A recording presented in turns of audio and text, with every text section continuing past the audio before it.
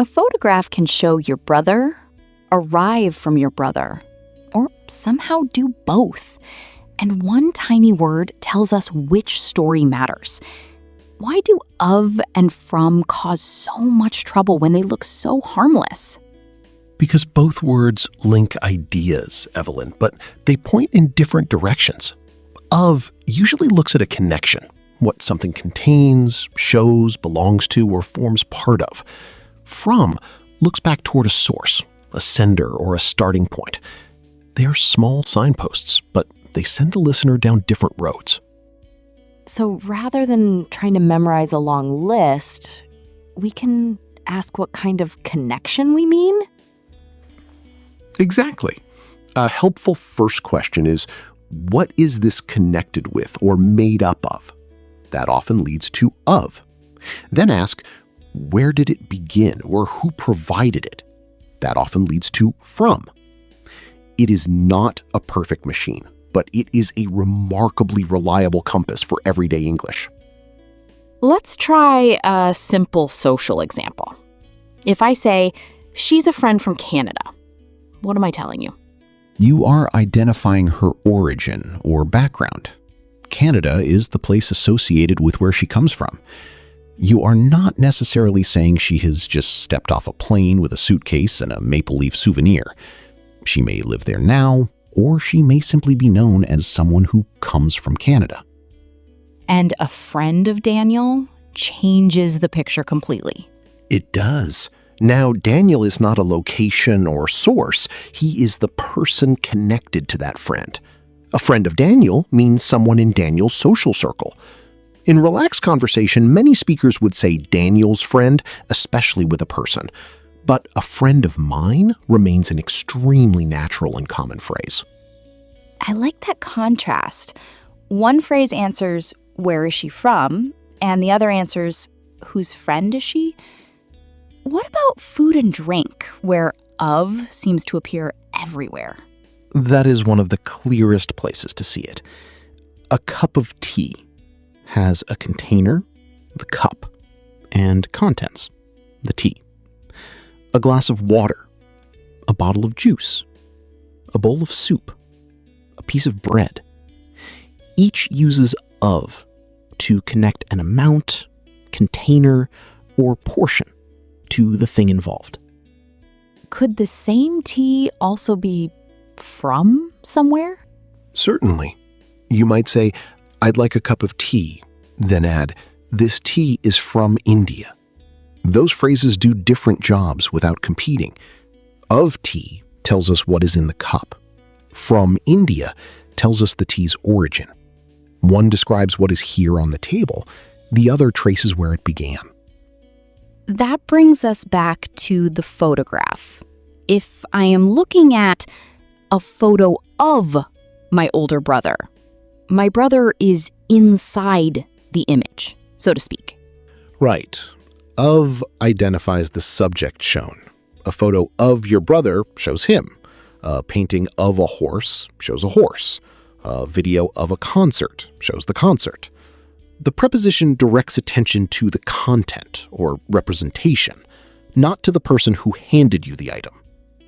And if I say, I got a photo from my brother yesterday, he may not even appear in it. Precisely. He might have sent you a picture of a sunset, his dog, or a very organized bookshelf. From my brother identifies the sender or source. The physical image could be the same in both situations, but the focus changes. Of my brother tells us what it depicts. From my brother tells us who supplied it. That seems especially useful with messages. We naturally say, I received a message from a colleague. Yes, a message comes from the person who sent it. The same pattern works with an email from a manager, a letter from the bank, or a call from a doctor. From points to the source. If you instead say a message about the meeting, you have switched focus to the topic, not the sender. And a message of support is yet another kind of link. Exactly. That describes the type or character of the message.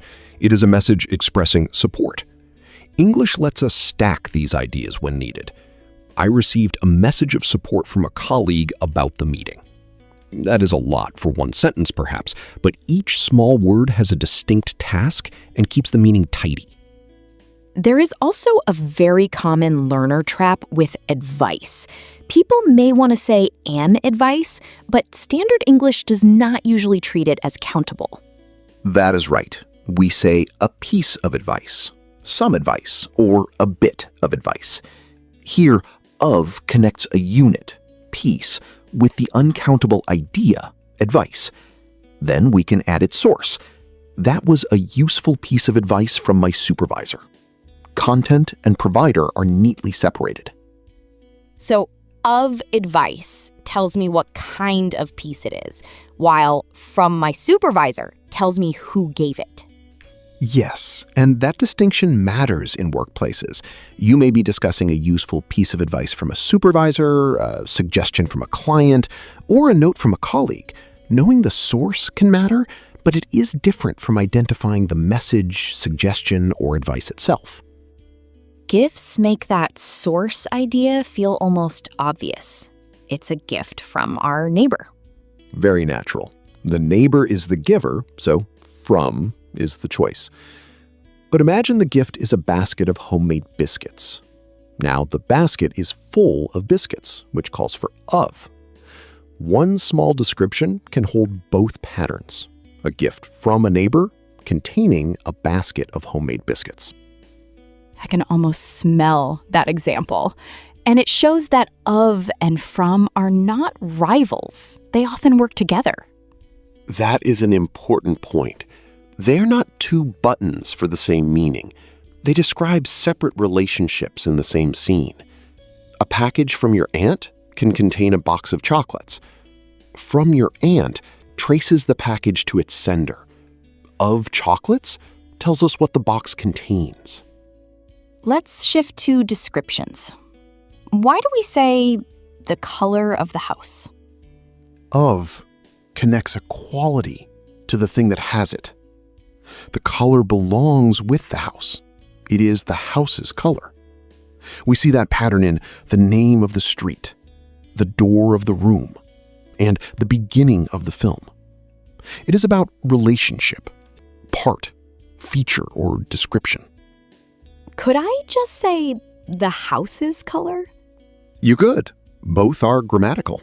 The color of the house can sound neutral or slightly more formal, while the house's color is also perfectly clear. With people, the possessive is usually more natural. Maria's car, rather than the car of Maria. Still, English keeps many familiar of phrases because they flow naturally. From has another life in directions. Walk from the station to the river. Here it is almost a little arrow. That is a lovely way to put it. From marks the starting point, and to marks the destination. A train runs from Bristol to London. The museum may be 10 minutes from the station. In that distance phrase, the station is the reference point. Nothing is being owned or contained. We're locating a position.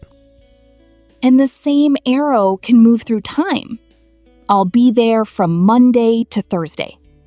Yes, time ranges use the same basic idea of a beginning and an end point. You can work from 9 to 5, travel from Monday to Thursday, or study from early morning until lunch. To often emphasizes the end point of the range, while until can emphasize continuing up to that point. It is not a past versus future rule. So I worked from 9 to 5 yesterday, and I'll work from 9 until 5 tomorrow. Are both entirely normal? Exactly. The verb tense tells us when the action happens. From simply establishes where the range begins. That is why it works across places and times. From the station, from Canada, from Monday, from 9 o'clock.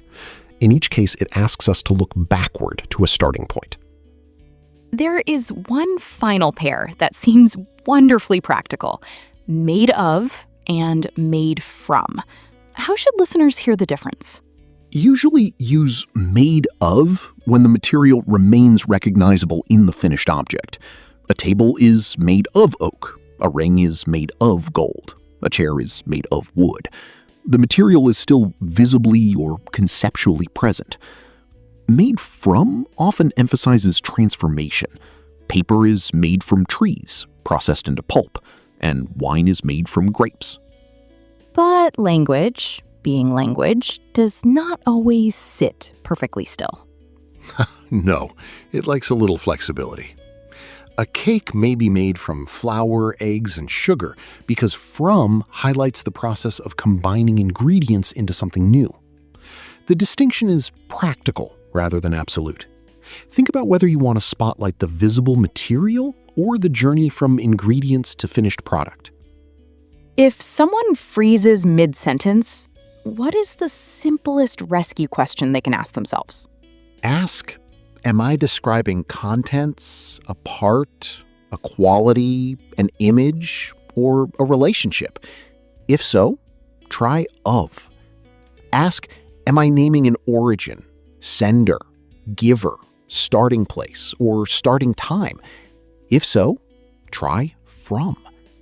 Then listen to familiar patterns.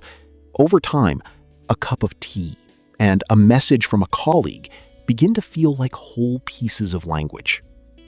That is such a gentle way to learn them. Not as a pile of rules, but as patterns with a direction. Thanks, Bob, for helping make two tiny words feel much less mysterious. My pleasure, Evelyn. Once listeners notice the relationship each word points to, they will hear the difference everywhere. Thanks for listening. Until next time, may your photos show exactly who you mean and come from exactly who you mean.